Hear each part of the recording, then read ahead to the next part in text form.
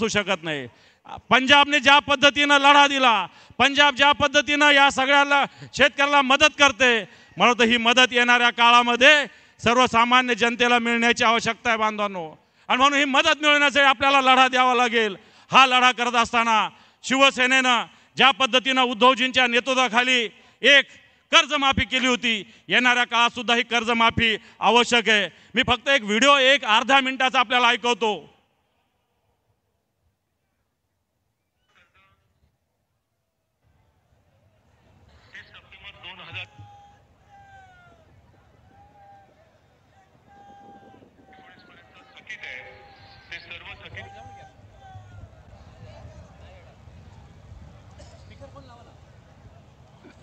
पाणी गेलेलं आहे मोबाईल मध्ये।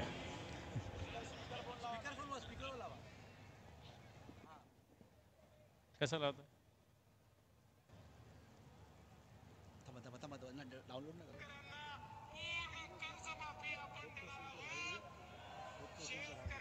सातबारा करूया कोरा कोरा कोरा कोरा सातबारा शेतकऱ्यांचा करण्याचा निर्णय आपल्या सरकारने घेतलेला आहे। 30 तारखेच्या आत आपापले पैसे भरा पीक कर्जाचे।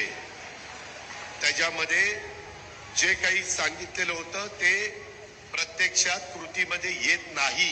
अजित दादांनी जी भूमिका मांडली आहे ती सरकारची आहे। एकीकडे देवेंद्र फडणवीस म्हणतात 7-12 कोरा कोरा कोरा, अजितदादा म्हणतात 30 तारखेपर्यंत पैसे भरा। असं हे लबाड सरकार आहे। मला वाटतं या लबाड सरकारच्या विरोधात येणार काळात आपण संकल्प करू। आज विजयादशमी आहे। या विजयादशमीच्या दिवशी आई भवानीनं जगदंबेनं महिषासुराचं मर्दन केलेलं आहे। आजचं हे राज्यातलं सरकार महिषासुराचा अवतार आहे। मला वाटतं हा महिषासुराच्या अवताराला शिवसेना रूपी आई भवानीची तलवार निश्चित नेस्तनाबूत करण्यासाठी आपण संकल्प करावा, अशा प्रकारची विनंती आवाहन करतो। थांबतो। धन्यवाद। जय हिंद, जय महाराष्ट्र।